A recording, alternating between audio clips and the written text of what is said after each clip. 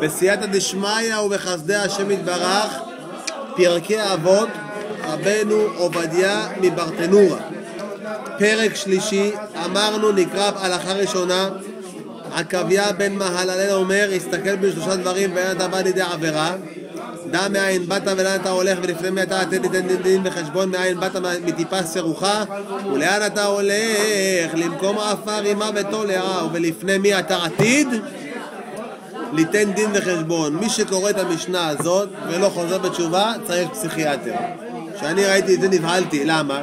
כל החיים שלך תלויים במשנה הזאת. ביררנו בשיעור האחרון מה הדינים ומי נגד מי, מה זה ליתן דין וחשבון, מה זה טיפה סירוחה וכו' וכו'. משנה שנייה אמרנו רבי חנינה סגן הכהנים אומר, הווה מתפלל בשלומה של מלכות, שאלמלא מוראה איש את רעהו חיים בלעו. מה הכוונה? נפרש, בוא נקרא ישר ברטנורה שלא נעכב את הציבור. אומר, מה הכוונה להתפלל בשלומה של מלכות? בוא קודם כל נגיד, אומר, כן? מתפלל בשלומה של מלכות, מה הכוונה? אפילו של אומות העולם. יש?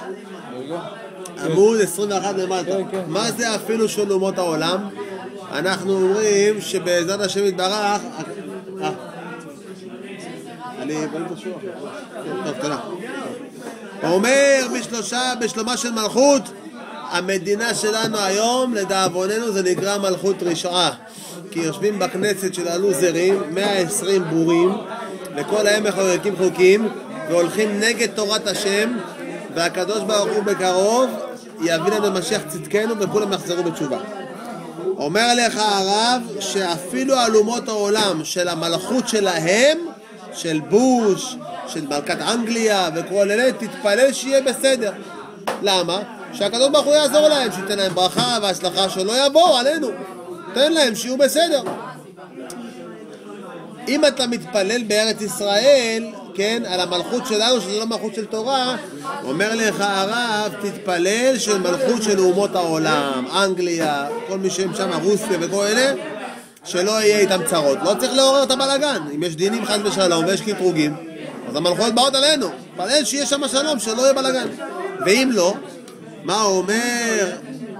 אם לא, חיים, אזי חיים איפה זה, איפה זה, איפה זה? שאלמלא מוראה, איש את רעהו חיים בלעו. מה הכוונה? אם עכשיו לא היה שוטרים במדינה, שוטרים הולכים לפי דת? לא. באנגליה הולכים לפי דת? לא. הוא אומר, אם לא היה מוראה, מה זה מוראה? מורא שמיים. מורא, הכוונה פחד. יראת שמיים זה מורא. אם לא היה פחד מהמשטרה, או מבית משפט או בקלבוש, אז מה היו עושים אנשים? שוברים, הולכים, רוצחים. בגלל שיש את המלכות שלהם, שיש להם שוטרים ודברים כאלה, אז בזכות זה גם כאן אנחנו חיים בצורה טובה. אומר, בדיוק, אומר, חיים בלעו דכתיב בחבקוק, ותעשה האדם כדגי הים, מה דגים שבים כל הגדול מחברו בולע את חברו, אף בני האדם, אלמלא מאורעה של מלכות כל הגדול מחברו בולע את חברו. אם לא היה פחד של משטרה, מה היה? כמו בג'ונגל או בים, החזק שורד. נקודה, הלאה. מי שיותר חזק היה עומד יותר חזק. כן. ג' רבי חנינה בן תרדיון אומר, שניים שיושבים ואין ביניהם דברי תורה, הרי זה מושב לצים, שנאמר ובמושב לצים לא ישב. אבל שניים שיושבים ויש ביניהם דברי תורה, שכינה שרויה עמהם, שנאמר אז נדברו יראה אדוני איש אל רעהו, ויקשב אדוני וישמע, וייכתב ספר זיכרון לפניו ליראה אדוני ולחושבי שמו. אין לי אלא שניים, מניין אפילו אחד שיושב ועוסק בתורה, שהקדוש ברוך הוא קובע לו שכר. שתיים אמרנו, טוב, אחד איפה שנאמר ישב בדד וידום כי נטל עליו. אפילו בן אדם יושב בבית עם התורה זה שכינה. נכון. בכל מקום, אפילו הצפון. נכון מאוד. אומר, איפה הפירוש? יראה השם איש אל רעהו. מה זה איש אל רעהו? קדיש.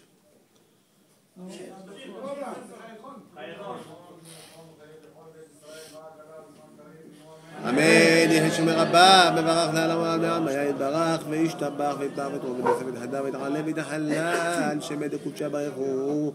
אלא נזו בחטא אשר אתה נשבחת ונחמתת הנרם בעלמא.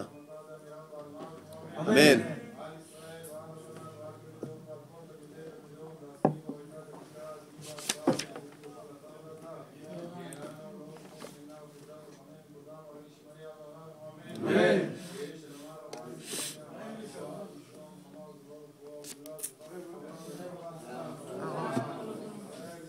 אמן.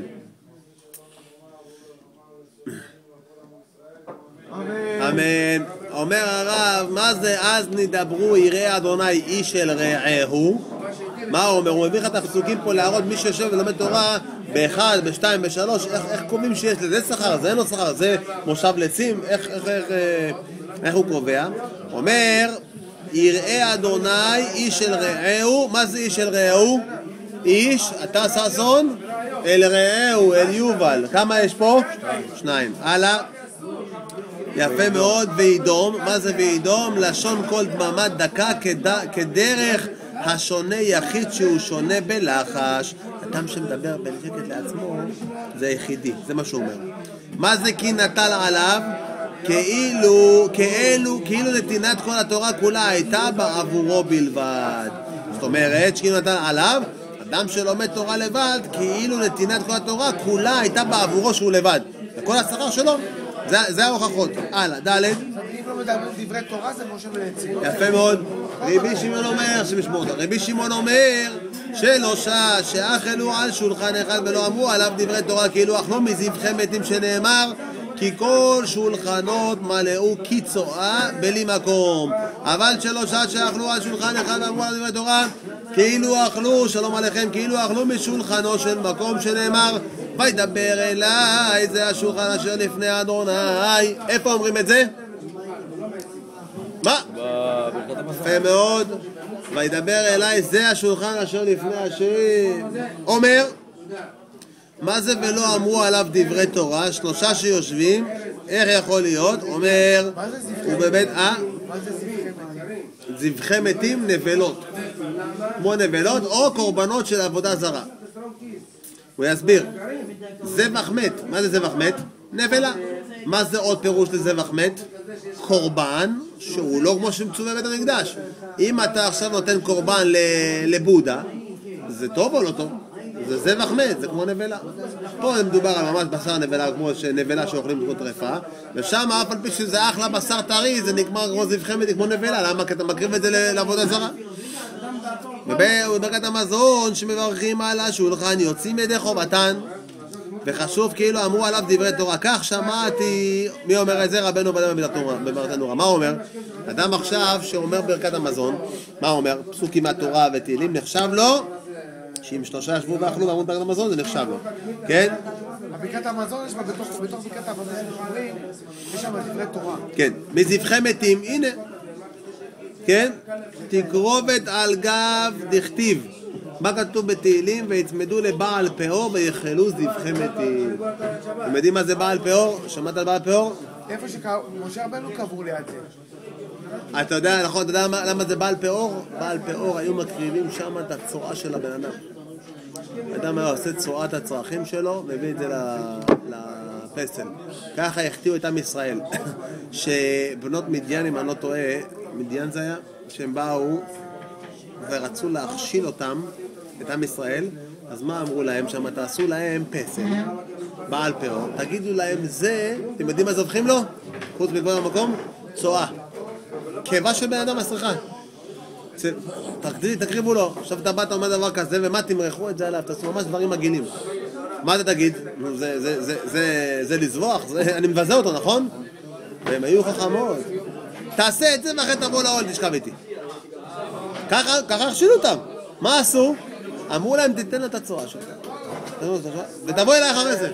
ומה הוא אמר? זה ביזיון לפסל, וזה היה ההכשלה שלו, זה נקרא בעל פאור. וככה אנשים נפלו, עשו את הצורה, נתנו לה פסל והלכו עשו עבירה עם האישה. הפוך על הפוך. אומר ויצמדו לבעל פאור ויאכלו מזבחי מתים. ולא כי צועה ועל גב, אומר קרויה צועה דכתיב. מה כתוב בישעיה? צמד אומר לא. מה זה בלי מקום? בשביל שלא הזכירו שמו של המקום ברוך הוא על השולחן. וידבר אליי על השולחן שלפני השם אומר, נכון? רגע, איפה זה הפסוק הזה? מחילה, ברח לי האצבע. כי כל שולחנות מלאו קיצואה, בלי מקום. מה זה מקום? בלי מקום, בשביל שלא יזכיר שמו של המקום ברוך הוא על השולחן. מה זה המקום? המקום יברך אתכם, המקום ייתן לכם, נכון? המקום זה הקדוש ברוך הוא. שנאמר, וידבר אליי זה השולחן אשר לפני השם. מיד שדיבר דברי תורה נקרא שולחן אשר לפני השם, ויש אומרים מראשו של מקרא הוא יוצא. דכתיב במזבח העץ 3 אמות, אל תקרא אמות אלא עמוד. מה הכוונה? אומר, כמו אם יש אם למקרא 3 כנגד תורה נביאים כתובים, ואמרי למקרא, משנה וגמרא, שצריך אדם לדבר בין השולחן, ואז קרוי שולחן אשר לפני השם, כך פירש רש"י. האדם עכשיו, הוא מסביר לך פה מה צריך לדבר על השולחן, מאיפה מביאים את ההוכחות, ומה צריך משנה, גמרא וכו' וכו'. אבל, וידבר אליי, זה השולחן אשר לפני השם. שואלים באמת מה, תגיד לי, וכי שולחן יכול לדבר? שולחן יכול לדבר, יובל? שמעת פעם שולחן מדבר? לא חש לך באוזן? אז איך אומרים בתורה שהשולחן ידבר? וידבר אליי, זה השולחן אשר לפני השם.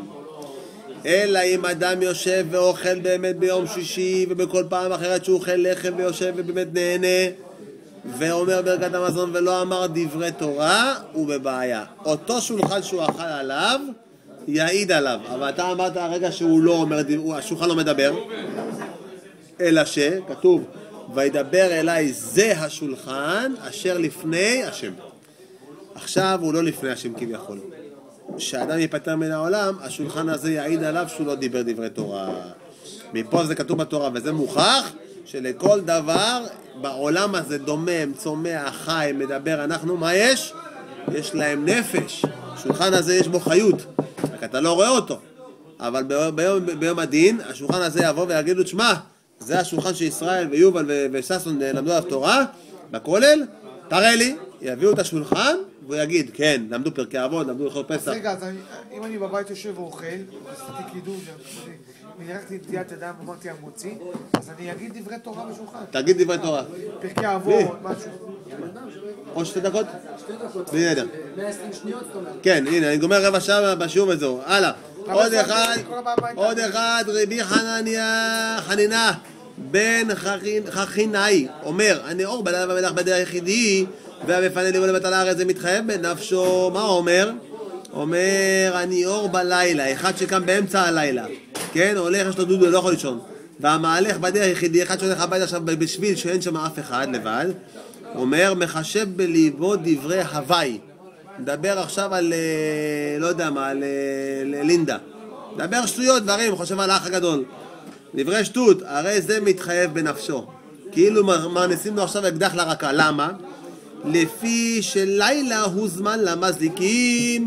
מי שיש צאת הכוכבים עד חצות הלילה אומרים שלא טוב להגיד פרקי תהילים. במקרה הדחק אפשר להגיד, מישהו חולה, מצב של עם ישראל לא טוב חלילה, אז אפשר להגיד, אבל למה לא?